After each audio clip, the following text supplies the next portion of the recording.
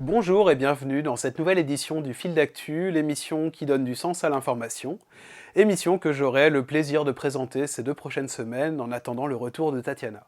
Au sommaire cette semaine, décryptage du projet de loi El Khomri sur le travail, retour sur la possible sortie du Royaume-Uni de l'Union européenne et enfin le manque de moyens dans les écoles. Aujourd'hui, nous commencerons par évoquer un projet de loi qui, s'il est adopté, aura un impact négatif énorme sur nos vies à tous. Nous parlons bien entendu du projet de loi El Khomri sur le travail. Décryptage. Cette loi s'attaque en premier lieu au temps de travail. Elle fait passer la durée maximale de la journée de travail de 10 heures à 12 heures. Elle rend possible l'allongement de la semaine de travail à 60 heures et réduit les temps de repos minimaux. On a également la question du travail des apprentis mineurs, avec des semaines de travail qui peuvent jusqu'à 40 heures. Donc, je ne dirais pas le retour au travail des enfants, mais... C'est quoi l'âge d'un enfant de nos jours ? Est-ce que c'est 16, c'est 18 ans, c'est 20 ans, c'est 22 ans ? Bien sûr, ces durées ne seront pas automatiques. Les mises en application des mesures que la loi contient résulteront désormais de négociations au sein de chaque entreprise, là où ces questions étaient jusque-là régies par des conventions collectives de branches d'activité. Le problème étant qu'il est beaucoup plus difficile pour des salariés de faire entendre leur voix au sein d'une entreprise, là où le rapport de force est toujours favorable à la direction. Quiconque a déjà travaillé dans le privé le sait. Par conséquent, il est à craindre que l'exception ne devienne partout la norme et que les salariés n'aient pas leur mot à dire dans la négociation. Je lis cela que ce serait un retour vers le 19e siècle. Mais tout ça montre la caricature du débat. Et puis moi, j'en appelle à la responsabilité de chacun. Moi, je voterai cette loi dans l'état dans lequel elle est aujourd'hui. Je ne peux pas m'opposer bien évidemment à cette disposition. La seule chose, je dis vite, tout de suite, allons-y. Tout ça est pavé plutôt de bonnes intentions. C'est-à-dire que les Républicains ont été entendus. Mais les choses ne s'arrêtent pas là. La majoration minimale des heures supplémentaires, par exemple, ne sera plus que de 10% contre 25% aujourd'hui.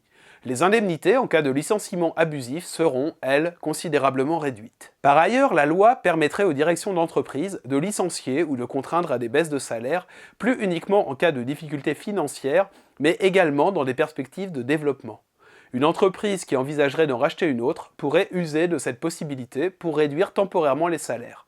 Le salarié qui refuserait pourrait voir son contrat rompu. Contre la future loi El Khomri, la contestation s'élargit. En seulement 4 jours, près de 300 000 personnes ont signé la pétition lancée par Caroline Dehaas. Quand les gens ils se mettent en grève, qu'ils se manifestent, qu'ils signent des pétitions, ils ne le font pas par gaieté de cœur. Aujourd'hui, il y a un recul tellement majeur que si on ne bouge pas, c'est nos enfants et nos petits-enfants qui vont payer la facture dans les années qui viennent. Qu'est-ce que la loi El Khomri ? Une véritable agression contre les salariés du privé. Ceux-ci ne seraient plus que des variables d'ajustement dans le jeu d'actionnaires qui pourraient moduler leur temps de travail et leurs revenus selon leur bon vouloir, quitte à détruire leur vie de famille. Le tout, qui plus est, de manière absurde d'un point de vue économique, puisque créer des travailleurs pauvres ne fera à terme que détruire les possibilités de relance. Il est donc clair que dans l'intérêt général, cette loi ne doit pas passer. Parce que là, on en a gros. On en a gros. C'est pourquoi au fil d'actu, nous avons décidé de ne pas rester inactifs sur la question. Avec d'autres vidéastes du web, nous prenons position contre la loi El Khomri avec un même mot d'ordre, on vaut mieux que ça. Nous appelons chacun à s'en saisir, à prendre la parole sur ses conditions de travail et à montrer que nous refusons que les choses empirent alors que le pays n'a jamais été aussi riche. Il y a pile 10 ans, les gens mettaient en échec le contrat première embauche. Aujourd'hui, il est temps à nouveau que les gouvernants entendent notre voix. L'avenir, c'est nous, pas eux, et on vaut mieux que ce qu'ils nous préparent. On vaut mieux que ça. Parlons maintenant de l'affaire qui secoue l'Europe ces derniers temps, celle d'une menace de sortie du Royaume-Uni de l'Union européenne, le fameux Brexit. En 2013, le Premier ministre britannique David Cameron promettait un référendum sur la question en cas de réélection. Cette semaine, il obtenait de la part de l'Union européenne un certain nombre de concessions, l'amenant à prendre position pour le maintien du Royaume-Uni dans l'UE dans le vote à venir sur un sujet qui divise les Britanniques. Mais qu'a obtenu exactement David Cameron ? Principalement 2 choses. Un accord facilitant la circulation des capitaux et limitant les taxes redevables par les entreprises, et la possibilité de limiter les aides sociales versées par son gouvernement, notamment aux ressortissants d'autres pays de l'Union européenne domiciliés au Royaume-Uni. Au final, il semblerait donc que cette question de Brexit ne soit pas tant liée au nécessaire débat sur la légitimité des institutions européennes, mais bien davantage à des affaires de gros sous. Car ce que nous voyons ici, c'est une relative souplesse de la part de la Commission européenne qui contraste par exemple avec les exigences que cette dernière pouvait avoir vis-à-vis de la Grèce. Il faut dire que rien dans les exigences de Cameron ne va à l'encontre de l'idéologie actuellement en œuvre en Europe. Au contraire, il semblerait que les politiques économiques de l'UE et du Royaume-Uni aillent précisément dans le même sens, celui de favoriser la finance et ceux qui en vivent, au détriment de la majorité, des gens d'en bas, les habituels perdants de ce système.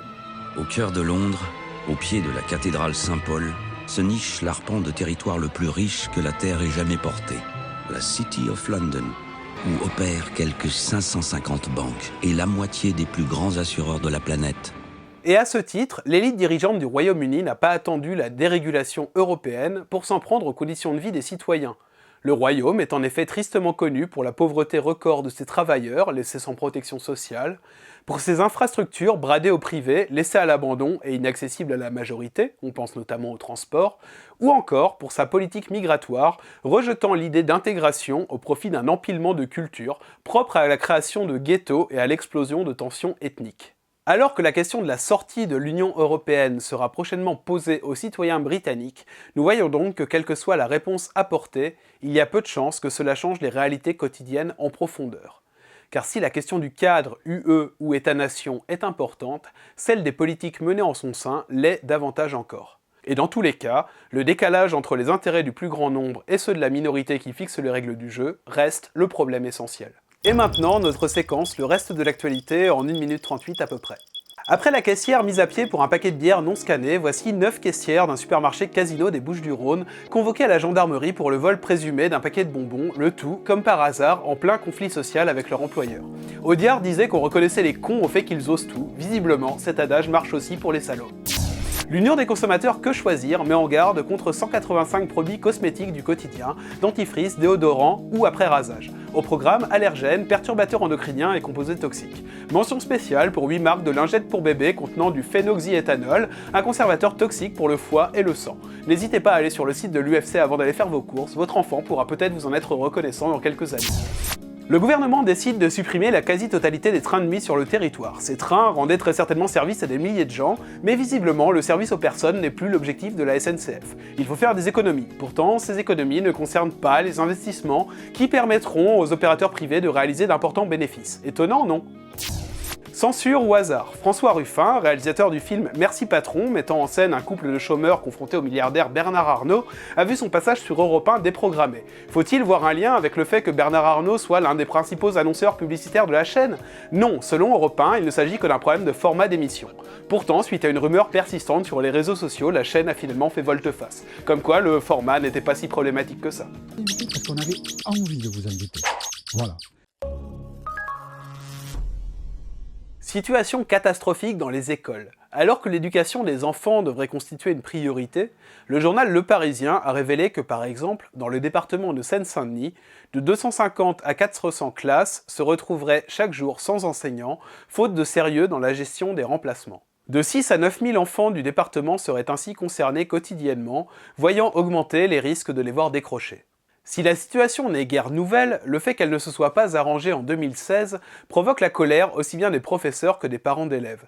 À cela viennent s'ajouter les polémiques sur l'état déplorable de certains locaux en manque de rénovation, comme cela a pu être relevé à Marseille il y a quelques jours. Un gymnase inutilisable depuis 15 ans, toujours en attente de travaux. Des élèves obligés de porter leur manteau en classe à cause du froid, quand il n'y a pas un diagnostic d'amiante dans les dalles du sol éventrées, en souffrance depuis 2007. Et pourtant, toujours pas de réponse de la ministre de l'Éducation nationale à la lettre ouverte d'une enseignante d'une de ces écoles primaires vétustes de Marseille, datée de novembre dernier. Mais comment en est-on arrivé là ? S'il est facile au premier abord de pointer la responsabilité des enseignants, les faits semblent montrer que c'est bien davantage une logique politique qui est en cause.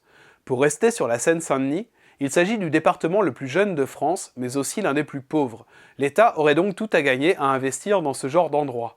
Or, c'est le contraire qui se produit. En 2010, on estimait que l'État consacrait 47% de moins à l'éducation d'un élève de Seine-Saint-Denis qu'à un élève de la ville de Paris. Ne faut-il pas voir là un désintérêt de la part des politiques pour des territoires laissés à l'abandon, excellent moyen pour, dans un deuxième temps, reprocher à des populations de ne pas s'intégrer.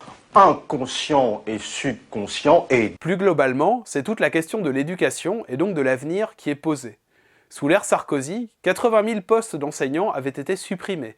Si le gouvernement actuel en a bien recréé environ 30 000, ceux-ci permettent aujourd'hui à peine de répondre aux nouvelles scolarisations. En résulte des classes toujours plus surchargées et une impossibilité pour les enseignants de faire leur travail dans de bonnes conditions. À l'heure où beaucoup de l'argent public passe dans des coups de com' ou des politiques à court terme, on peut s'interroger sur la logique consistant à livrer les gens à eux-mêmes et à hypothéquer l'avenir à l'encontre du bon sens et de la stabilité du pacte républicain. C'est vrai qu'en cumulant éducation physique, poterie et philo, j'arrive quand même à dépasser le SMIC, faut le dire. C'est tout pour aujourd'hui, merci de nous avoir suivis. N'hésitez pas à partager cette vidéo autour de vous et à vous abonner à la page. On se retrouve la semaine prochaine pour un nouveau numéro du Fil d'actu. Salut et à la semaine prochaine.